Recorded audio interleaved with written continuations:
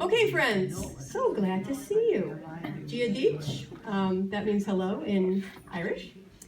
So we're here to celebrate Women's Christmas. And the history behind that is it's a celebration in Ireland where after the holidays, it takes place on January 6th, and everybody knows that's the last day of the 12 days of Christmas. Women get traditionally the day off to just enjoy good times with their friends, and the guys stay home and do all the housework and stuff. So I hope if you have any guys in your life, they're home doing that for you right now.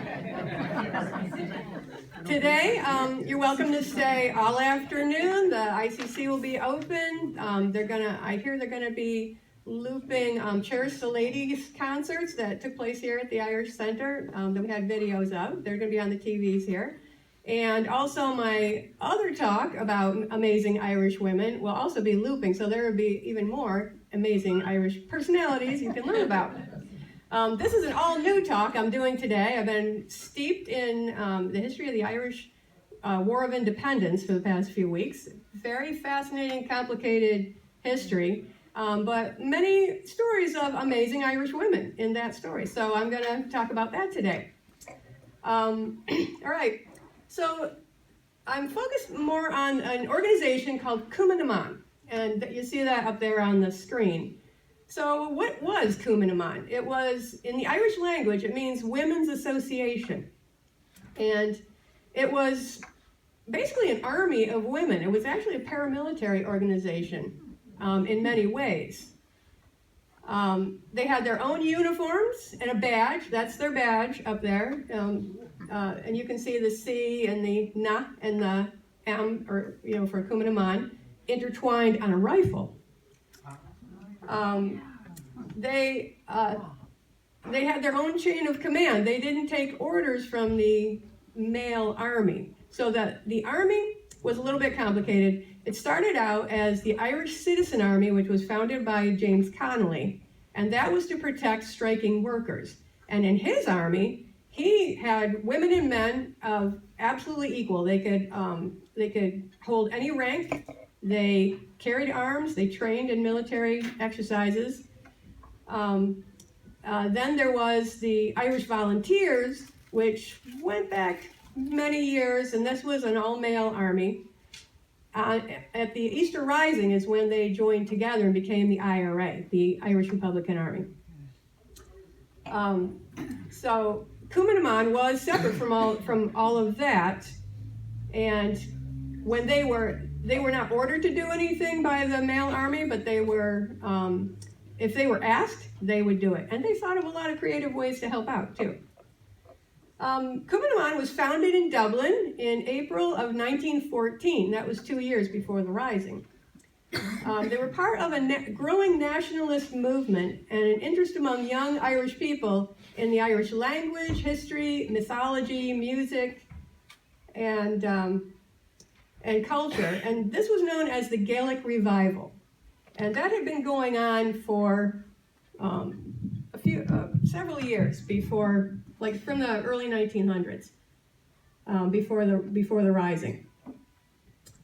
The primary aims of the organization, as stated in their constitution, were, quote, to advance the cause of Irish liberty and to organize Irish women in the furtherance of this object, to assist in arming and equipping a body of Irish men for the defense of Ireland, and to form a fund for these purposes to be called the Defense of Ireland Fund. So fundraising was one of their jobs. And the organization included women from all walks of life, including secretaries, factory workers, homemakers, even socialites from wealthy families. And we'll talk about one in particular who was, she's also in my other Irish women's talk, Countess Markievicz. She's a fascinating person. So in 1920, all the members were required to take the following pledge.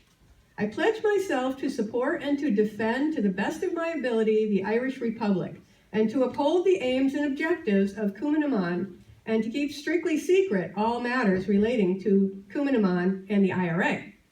So, of course, one of their jobs was intelligence work, and they did a lot of that. Here's a picture of a few members of Cumann Na, and you'll see the sign in their picture says Sinn Féin. Sinn Féin was a political party, not a military organization, so they overlapped a lot. Many members of Cumann Na were members of Sinn Féin also. And I have another picture. I'm going to hit that link there so you can see a Cumann Na member in her full uniform.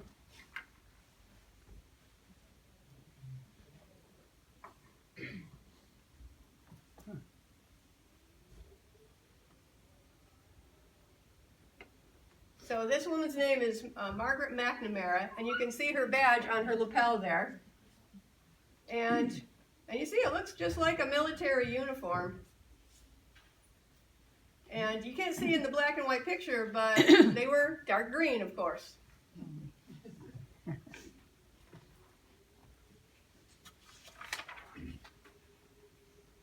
Okay. So the first contribution of Cumann Na came during the 1916 Easter Rising. So the context behind that, there have been many uprisings and attempts at freeing Ireland from British control over the course of about 700 years. So you think about the American Revolution, that was a much shorter time of British domination, and Ireland really was I think England's first colony, really. And they really made life tough for their Irish colony. And it was very hard for them to break free. Let's see. So in 1916, there was the Rising was an armed conflict. It took place mostly in Dublin, even though it was planned to. They wanted to break out in many parts of the country. Complicated reasons, they were not able to do that. So it took place mostly in Dublin, a few other parts of Ireland also. And it began on Easter Monday in 1916 and ended only 6 days later. About 200 members of Cumann Na played a major role during this uprising, in preparations before the uprising and during. So one of their jobs was gathering intelligence.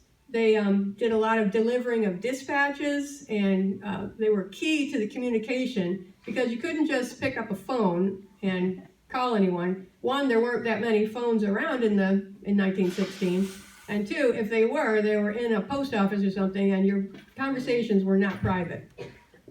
Another important job that the women did was transporting and hiding guns and ammunition. And, of course, you might not think of this as being important in a war, but it certainly was, procuring food for the soldiers and nursing the wounded. So many sources I ran across said that Ireland could not have succeeded in freedom without Cumann Na and the women supporting them.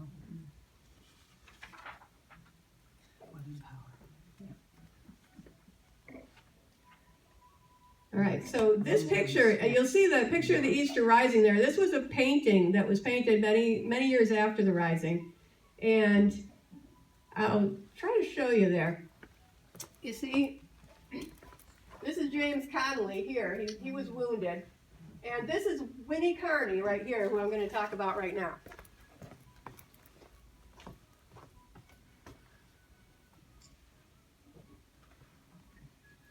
Okay, Winnie Carney was from Bangor in the County Down, and she was one woman who played a key role in the Rising. She was 29 years old in 1916 and had already lived a life devoted to activism and defense of the underdog. She was very active in women's suffrage in Belfast, where she worked before the Rising. And she was one of the first women in Belfast to qualify as a shorthand typist. She had worked as a secretary for the Textile Workers Union, and that union's objective was to try to unite the women who worked in the linen factories in Belfast. They worked in terrible conditions, think like Triangle Shirtwaist Factory type of work. Winnie was James Connolly's personal as well as his union branch secretary. She typed most of his articles for the labor press. So she worked very closely with James Connolly, who was, I don't know if you're familiar with him, but he was a very important labor leader and also one of the leaders of the 1916 Rising. And you'll find out how he tragically ended there. Let's see. Winnie Carney participated in military training with James Connolly's daughters, Nora and Ina, and their supervisor in training was Constance Markovitz. Winnie Carney was known to be a crack shot with a rifle. She also prepared James Connolly's mobilization orders for the Irish Citizen Army for the 1916 Rising. So she actually typed the orders that set it in motion. So one thing I like to do with my talks is I love to imagine myself into history and write up a little story based on the facts I find out. So this is a story I wrote about Winnie. On Easter Monday, April 24th, 1916, Winnie Carney joined a few dozen of her fellow Cumann Na members, together with about 400 men of the Irish Citizen Army and the Irish Volunteers at Liberty Hall in Dublin. They marched down Sackville Street and into the General Post Office. The GPO became the rebel headquarters during the Rising. Winnie felt a surge of pride as she surveyed the faces around her. Some wore expressions of grave determination, others beamed with the anticipation of freedom. All knew they were making history. Winnie stifled a smile as she noticed the shocked faces of civilians who had stopped in to mail letters as they were hurried out the front door by Irish soldiers. Along with them went the more docile police officers, while the feistier ones who refused to leave were locked in a storage room. She heard the insistent rapping of hammers as the men barricaded windows and doors. Winnie looked around and spied a large oak desk behind the counter. It would be a perfect spot to set up her typewriter. When that was done, she patted her coat, where her Webley revolver hung heavy in the pocket. Then she set off to help her friends Elizabeth O'Farrell and Julia Grennan prepare the first aid station, while other members of Cumann Na set up a makeshift mess hall with provisions. None of them knew at that point how long they would hold out, but for now they had occupied the GPO. Just then, Winnie looked over to see her boss and dear friend, James Connolly, standing with Porrick Pierce, who recently had been elected president of the Irish Republic. Connolly was motioning to her to come join them. "Come along, Winnie," he said. "The Irish Republic is about to be born." He led her out the front door and into the middle of the street. She followed his gaze to the roof of the building. There, fluttering in the breeze, were two flags. One proclaimed Irish Republic in fine letters of gold on a dark green background. The other was the tricolor with three bands, green, white, and orange. With overflowing hearts, they smiled at each other, shook hands, and turned to listen as Pierce read out the proclamation. The words were clear. The message was to the point. Some of the words especially stood out to Winnie, so the proclamation was their version of the Declaration of Independence, and this is the first time it was read out to the public. Representative of the whole people of Ireland and elected by the suffrages of all her men and women, the provisional government, hereby constituted, will administer the civil and military affairs of the Republic in trust for the people. Even in America, women did not have the right to vote in 1916. So here they were promising the right to vote to women right there in the proclamation. When Pierce finished, Winnie saw a flurry of men and women gripping copies of the proclamation, running to post them on buildings and lampposts and handing them to civilians along the street. After the excitement of those first few hours, a lull set in at the GPO for the next 2 days. The British Army had been taken by surprise, but reports of fighting around the perimeter of the occupied city center slowly began to arrive as the British organized against the rebels. By Wednesday, reinforcements had arrived from England, along with a gunboat. It sailed up the Liffey River and began a merciless bombardment. By Friday morning, the upper floors of the GPO were on fire. Winnie smelled the acrid smoke, but paid no heed. She was busy tending to Connolly, who had been wounded by a bullet in his ankle and couldn't walk. As he lay bleeding, Winnie typed his dictated words. "Courage, boys, we are winning, and in the hour of victory, let us not forget the splendid women who everywhere stood by us and cheered us on. Never had a man or a woman a grander cause. Never was a cause more grandly served. And those were his actual words. On Friday night, she heard Pierce's voice as he issued the order for the last of the Cumann Na women to evacuate the GPO. There were about 35 of them left by that time, but she, along with O'Farrell and Grennan, refused. Winnie would not leave Connolly's side and helped to carry him on a stretcher to a building on Moore Street. Some of the men had tunneled through the walls of the buildings so they could escape the burning GPO without coming under direct fire outside. On Saturday, though, Elizabeth O'Farrell emerged into that heavy fire on Moore Street waving a white flag. The firing stopped as the British troops recognized the flag of surrender. She carried Pierce's terms to Brigadier General Lowe and later accompanied Porrick Pierce as they solemnly walked to deliver the Irish Republic's unconditional surrender. So that's a pretty good picture of what was going on there at the GPO. More than 3,000 Irish people were imprisoned in Kilmainham jail after the Rising. 70 were women, including many of the leading figures of Cumann Na. As Winnie Carney sat in a cell, her friend and comrade in the fight for Irish freedom and the rights of workers, James Connolly, was shot by firing squad in another part of the same jail. He was not able to walk. They strapped him to a chair to put him before the firing squad. Winnie would not return to her home in Belfast until December 1916 after spending several months in Aylesbury Prison in England. She continued to do what she could with her typewriter for the Irish Republic and for the rights of workers. During the War of Independence, her house in Belfast was raided. She was imprisoned and fined for possessing seditious documents, including correspondence with Michael Collins and other IRA members. And she continued to work in the workers' rights movement until 1943, when she died of tuberculosis, which she may have contracted when she was in prison.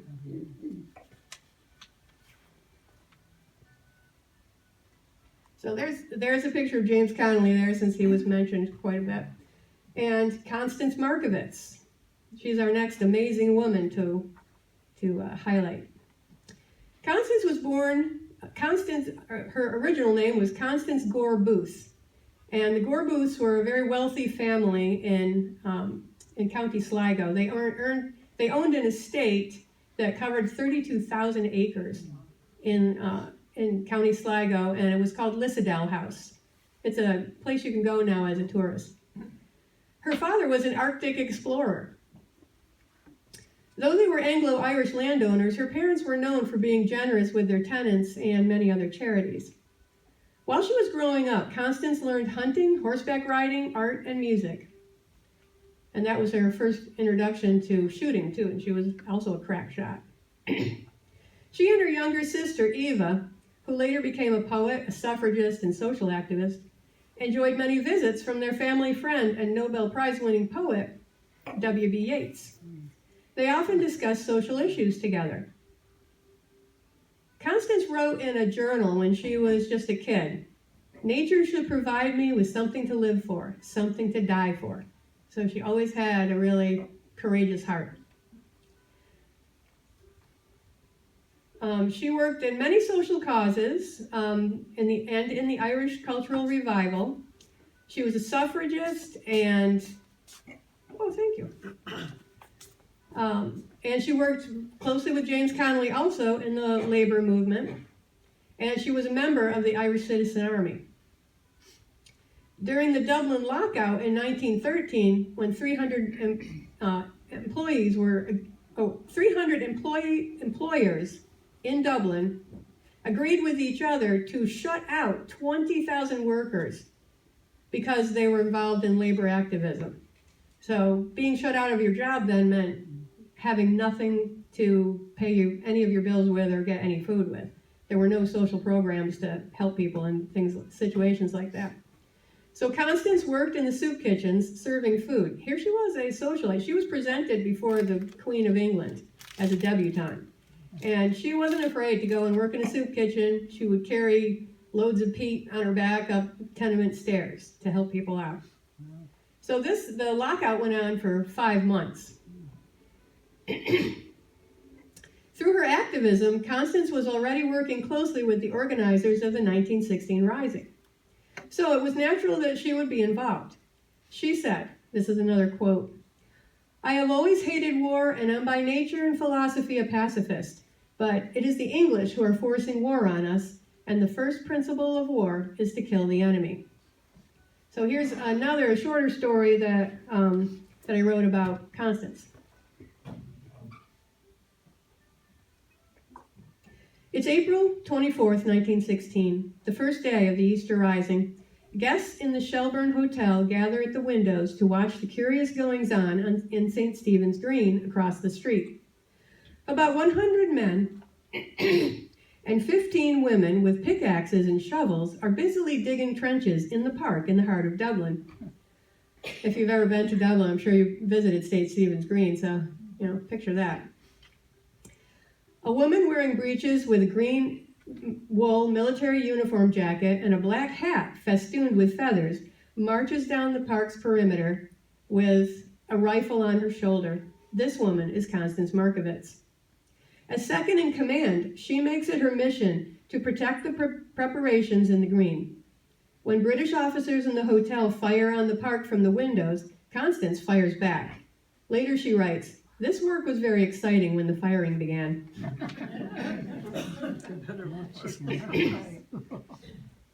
As the days wear on, British military reinforcements arrive, and the Irish rebels' chances of success dwindle. Constance, now with her troops in the Royal College of Surgeons, holds her post, offering advice and encouragement, and sometimes joining the snipers on the roof. When her fellow patriot Margaret Skinner is hit, Constance holds her hand while another woman pulls the bullets out. On Saturday, April 29th, only 6 days after the rising began, it ends with the rebels' surrender. When Constance receives the news the next day, she says, "Surrender? We'll never surrender." Constance argues it would be better to be killed at their posts, but she eventually relents. Constance and Commandant Michael Mallon lead their troops out of the building. Constance salutes the British captain standing on the sidewalk, kisses her revolver, and hands it to him. So, just like Winnie, Constance was arrested and sent to Kilmainham jail. There were very brief military trials after that, and many of the leaders of the Rising were sentenced to immediate death. Constance was included in that, but because she was a woman, her sentence was commuted to life imprisonment. When she heard that news, she said, "I do wish your lot had the decency to shoot me." Instead, she ended up in Aylesbury Prison in England and was released a year later after the general amnesty of 1917. In 1917, Lloyd George thought he would try to calm things down and make things more peaceful by giving a general amnesty to everybody who was involved in the 1916 Rising and send them back to Ireland. Little did he know that they were all getting to know each other in prison and making plans for the future. So prison was physically grueling to Constance, but it didn't slow her down too much. Months later, in the general election of December 1918, she was the first woman ever elected to the British House of Commons. But with the other members of Sinn Féin, she abstained from taking her seat. And what they did instead was the first meeting of the Irish Dáil, which is their own legislature in Dublin. So from 1919 to 1921, she served as the Minister of Labor in the first Irish legislature. This was during the Irish War of Independence. So they had their own parallel government, just like, think of the Continental Congress in Philadelphia during the American War of Independence. They also had their own government during their War of Independence. Like many members of Cumann Na, she opposed the Anglo-Irish Treaty in December 1921, and that's a long story about the treaty and how it ended up being a civil war after that. Many members of Cumann Na opposed the treaty and continued to fight after independence. It established the Republic of Ireland, but it left out the 6 counties of Northern Ireland And it required the Irish legislature to swear an oath of loyalty to the king. So they got Dominion status, like Canada, in the treaty. But a lot of the people that have fought for independence thought, why did we even go through all that just to get this? Even though it was a big improvement, there were a lot of Irish people on both sides of that argument, and hence the Civil War. So again, Constance found herself fighting during the Civil War. She continued to serve in the government of Ireland for the next 4 years until she died in 1927 at the age of 59. She had given away the last of her wealth by that point and spent the last hours of her life in a hospital's public ward. Thousands attended her burial in Glasnevin Cemetery in Dublin, where Eamon de Valera, who was the president of the country at the time, gave the oration during and included these words about her. Ease and station she put aside and took the hard way of service with the weak and the downtrodden. Sacrifice, misunderstanding, and scorn lay on the road she adopted, but she trod it unflinchingly. The world knew her only as a soldier of Ireland, but we knew the friendliness, the great woman's heart of her, and the great Irish soul of her. So after the Rising and the War of Independence, Cumann Na continued under the leadership of Constance Markievicz. She was president of the organization for many years and during these crucial years. They worked to keep alive the memory of the 1916 leaders who were executed, and this helped to build up public support for Irish independence. So between the Rising in 1916 and the War of Independence in 1919, there was a lot of nonviolent action that was taking place then. They were trying to go through politically and through Sinn Féin and protests. There was also a protest about conscription. The British were afraid of conscripting Irishmen to go into World War I because they knew that was really going to set things off. And but they got so desperate in 1918, they thought, well, maybe we will conscript or make a compulsory draft of Irishmen. Well, Constance was one who led protests against that and turned the tide so that that was never successfully implemented by the British. So they never did conscript Irishmen. There's a song in Irish called the Foggy Dew, and there's a line in it, "'Tis better to die 'neath an Irish sky than at Sulva or Souda Bar." So better to fight and die on Irish soil than to be sent off with the British Army. All right. So Constance was stirring up all kinds of protest in 1918, which led the British government to ban and declare illegal Cumann Na. But of course, they all kept on. And during the War of Independence, they were very active all over the country. There were 100 branches of Cumann Na throughout Ireland in 1917. By 1918, there were 600 branches. So as people grew more and more in favor of independence, the movement of Cumann Na grew also. Also in 1918, in the UK, women got the right to vote. So that's how Constance was able to be elected to the Parliament in the Sinn Féin party then. So most stories during this time, during the War of Independence and the Civil War, most of the stories of women are kind of lost to history. I found a resource on the University College Cork website. There's a historian there called Helene O'Keefe, and she's been doing a lot of research into this. Little was published about women's role in the fight for Irish independence. Few women even told their families about their involvement in the things they did, or the things they saw. And much less published their memoirs or documented anything at the time. And this might be due, I kind of think it was due to the Civil War that happened after, because that involved as any civil war does, involved family fighting against family. And they just really didn't want to remember that. They wanted to move on past that. Has anybody here ever seen the movie The Wind That Shakes the Barley? Oh, yes. Yeah, so that is very well researched and really portrays what was going on among the people during the War of Independence and the Civil War afterwards. So seeing that movie, you can understand why they wouldn't really want to talk about it afterwards. But more information about Cumann Na has been coming out in recent years because in order to get a military pension, women could apply for some money from the Irish government if they had been involved in military action during the War of Independence. So in order to get that, they had to go through a pretty lengthy process and document their involvement with corroborating evidence from some of the leaders of the IRA. So all that's been written down, and it was sealed in records until kind of recently. So that's been coming out, and now we're getting more of the stories. In 1937, that was when they became eligible to apply for pensions.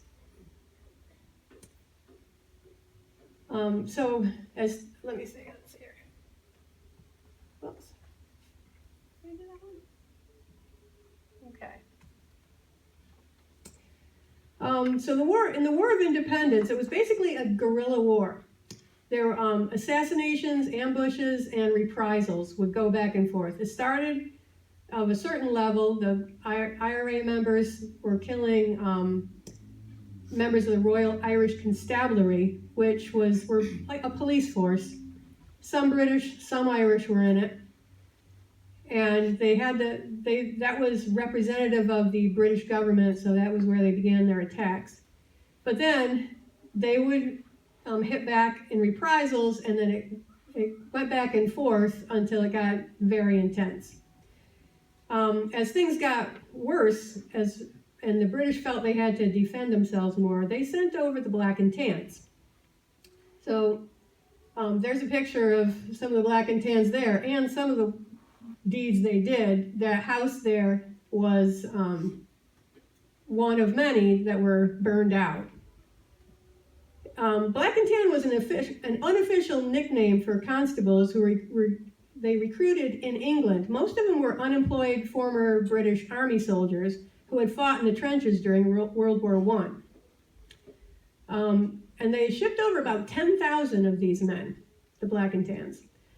They perpetrated some very brutal attacks against civilians. Included torture, murder, burning homes and villages, and they even burned 4 acres of the downtown Cork at one point.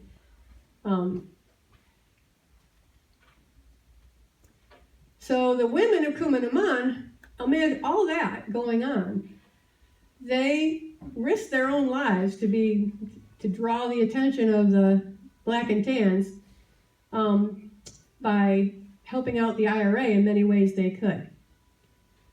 A lot of women joined because their own brothers, husbands, and fathers had joined the IRA. So that they wanted to help their families, and they ended up helping the whole movement. One of their roles was sheltering, providing shelter and safe houses for men who were on the run. And because it was a guerrilla war, men were on the run all the time. They would do an ambush, it would be a few guys, and then they'd have to find shelter to hide out. So the women also provided food and medical care for wounded men. And this, one story I heard was, there was called the Battle of Fernside. Fernside was a house, and it was owned by a professor at Cork University. And I don't know if you ever heard of Dan Breen. He was a legendary IRA fighter. Dan Breen and Sean Tracy needed shelter after one operation, and the professor and his family provided shelter for them, a place to hide. Well, the Black and Tans realized they figured out where he was, and a firefight broke out, and the professor was killed. So these women were really putting themselves in grave, grave danger, and their families, by sheltering men who were on the run. So at first, the women could kind of fly under the radar of the British authorities, I don't know why women often can, like you read stories about this in World War II and the American Revolution and many others. The enemies, or the guys in the military, just think that women are not going to be a problem for them until they find out they are. So at first, women were able to establish these bicycle brigades, and they would shuttle messages all around town on their bikes, and even horseback too, providing communication for the IRA, and smuggling weapons too. That was a big one. And gathering intelligence. Cumann Na members would work in pubs and post offices and grocery stores, restaurants, and there they would listen to the Irish Constabulary, the Black and Tans, later on the British military officers. They just listen in on the conversations and report back to the IRA. Their listening ears were absolutely everywhere. Especially post offices were really good. A woman who worked in a post office could intercept messages that were sent to the authorities, pass along the information, and they could also dispose of the messages if they were not favorable to them. And here are some examples from those pension records. There was a woman named Etna Coyle who reported, she reported on the movement of troops in Roscommon in 1920. She recalled, and here's a quote from her documents, that her knees often trembled when pedaling past the Black and Tans, especially late at night on lonely roads. So you can just picture a young girl doing this. Some of these girls were 12, 13, they were teenagers, a lot of them. Annie O'Donovan, of a Cork branch of Cumann Na, used a baby carriage to transport parcels of firearms across the city. Yeah. Mayor Comaford,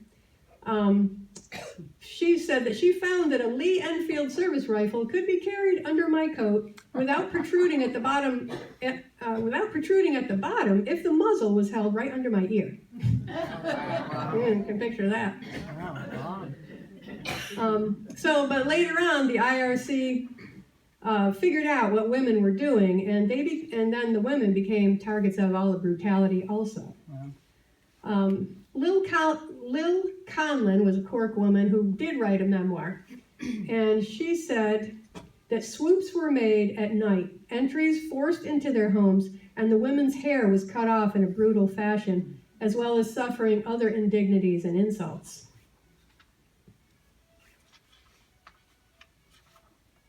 And here's another example of one woman. Her name was Joan O'Brien.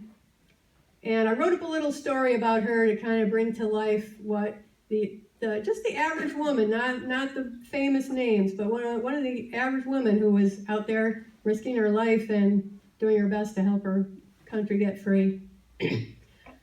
On an October night in 1920, Joan O'Brien grabbed a rag and wiped down the bar at O'Shea's pub in Kilgorlin, County Kerry. Her job put her in a perfect position to gather intelligence for the planned ambush of Royal Irish Constabulary men by the Irish Republican Army. As the IRC men drank pint after pint, their lips loosened, and Joan took mental notes of what and where they planned to travel in the coming days. The next morning, a small team of IRA men, including Joan's brothers, met at her house, as they often did. She told them what she had heard. "This is a perfect time to strike," said Sean. He pulled out a map and traced his finger over the line marking the narrow track between a nearby pass. "Here's the spot," he said, as his fingers stopped on the map. "But we'll need someone to scout the terrain for us." Joan knew it would be a risky job for any of the men. They would be suspected and questioned if the authorities saw them. So she spoke up. "I'll do it." The next morning, she put bread in her bicycle basket, She could say she was delivering it to a sick neighbor if she was stopped. She pedaled out and soon reached the place of the planned ambush. She slowed, taking note of the curves, the slopes of the earth, the rocks that could provide cover. But as she pedaled toward home, a vehicle driven by 2 IRC men sped past her. She hoped they didn't suspect anything, but she had a feeling it didn't bode well. That night, she passed along all of her observations to her compatriots gathered in her small, warm kitchen. And the next day, as a vehicle, gotta get a little water, sorry guys.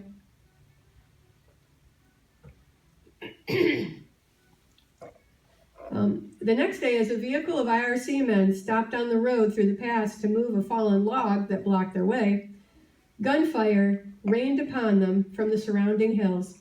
They returned fire, and in the end, 2 constables were shot dead.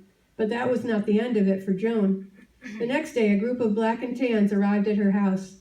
They dragged her outside and told her they planned to shoot her. The account doesn't say how, but she was able to escape.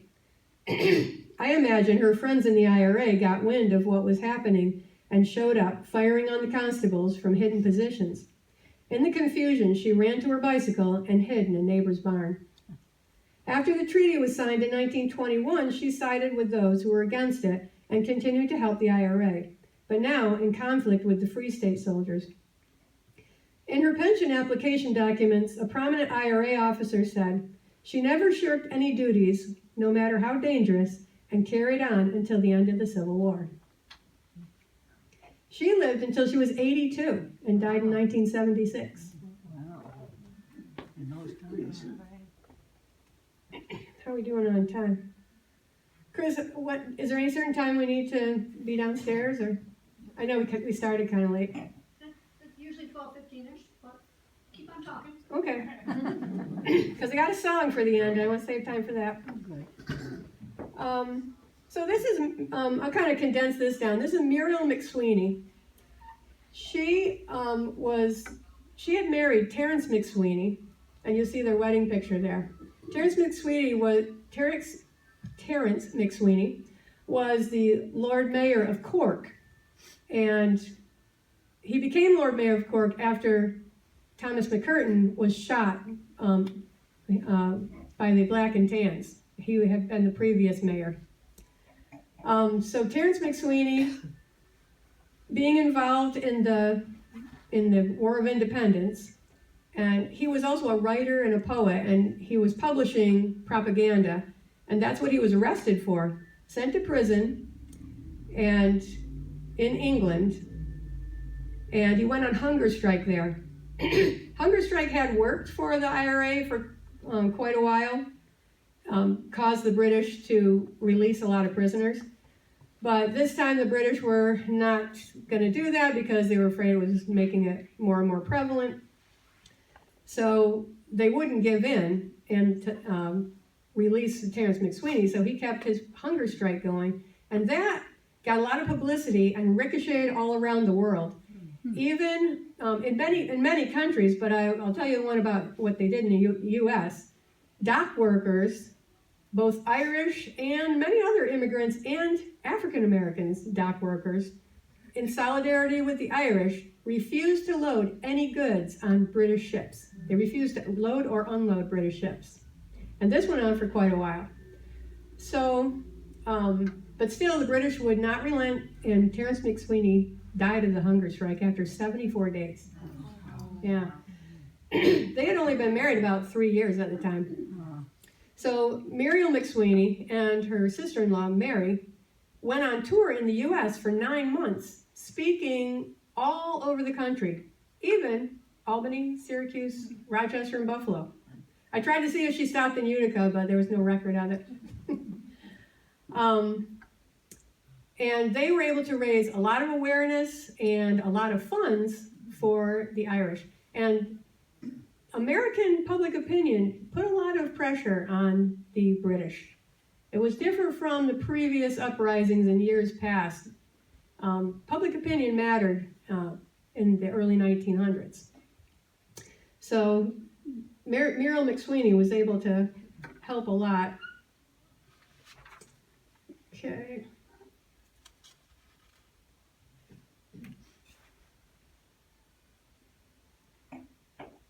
Okay, so I'm doing 12 o'clock. All right. So as a result of the many members of Cumann Na, including Constance Markovitz, who were not in favor of the treaty and supporting the Civil War, Cumann Na was again outlawed by the Irish Free State in 1923. And many Cumann Na members were put into Kilmainham jail for their participation. Finally, though, Cumann Na members went on hunger strike themselves for 34 days in Kilmainham jail in 1923, and they were released by the Irish Free State. Finally, Cumann Na was not allowed to, was not made legal again until 1932. All right, let's get that last story there.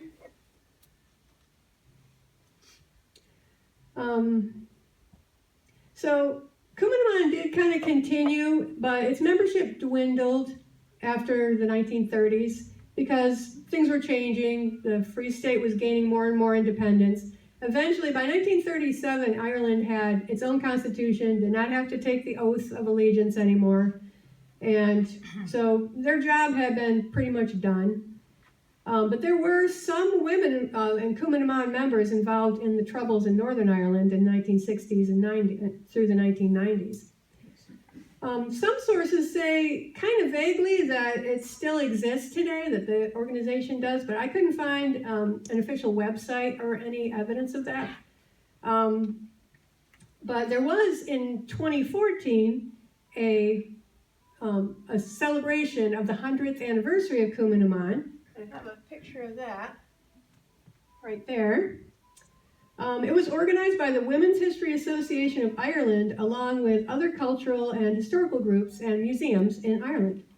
They wanted to bring to light the often overlooked contribution of women in Ireland's fight for independence from Great Britain. Several dignitaries spoke at the ceremonies, including the Irish president at the time, Michael D. Higgins, and you can see him marching there. Does everybody recognize him? He's with the white hair. And if you look carefully at all those soldiers in the Irish military, they're all women. Oh, gosh. Yeah. I could see a couple of them. All right. Not for sure. Okay. So this song was written by a gentleman called Brian O'Higgins, and it was written about a week before the 1916 Rising. So I'm going to sing the song. In the box on the side there is the chorus. So I invite you all to please sing along. There's nothing like an Irish sing-along. Óglaigh na hÉireann means Irish volunteers, and to this day, it is what the Irish military is called. That's their official name. And you'll also see another word later on, Sasana, and that is one of the many names called to the English, and it's an Irish word that relates to Saxon. Okay.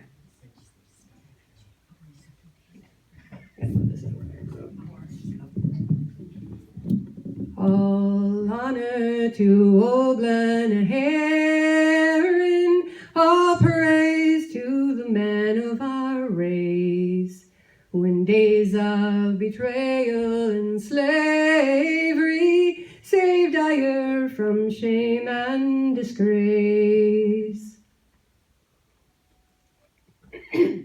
But do not forget in your praising of them and the deeds they have done, their loyal and true-hearted comrades, the soldiers of Cumann Na. They stand for the honor of Ireland as their sisters in days that are gone. And they'll march with their brothers to freedom, the soldiers of Cumann Na. No. Oh, there's 2 more verses. You're not done yet. You gotta do sing it. No great-hearted daughter of Ireland, who died for the sake long ago, who stood in the gap of her danger, defying the Sassanach foe, was ever more gallant or worthy of glory and high-sounding run than the comrades of O'Blonaherin, the soldiers of Cumann Na. They stand for the honor of Ireland as the sisters in days that are gone, and they'll march with their brothers to freedom, the soldiers of Cumann Na. Oh, high beat the heart of our mother, the day she had longed for is nigh, when the sunlight of joy and of freedom shall glow in the eastern sky, and none shall be honored more proudly that morning by chieftain and clan than the daughters who served in her danger, the soldiers of Cumann Na.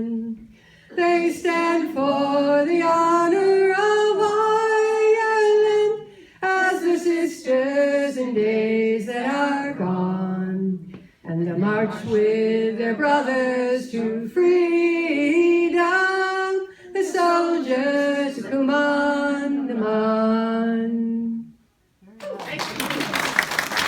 Great singing, everybody. All right, so now we probably will, it's down in the pub, right? Yep, we got raffles first. Okay. Oh, yes, we have to have a raffle drawing first. Thank you, Sue. Thank you, guys. It's great to see the turnout. This is great. Thanks for coming.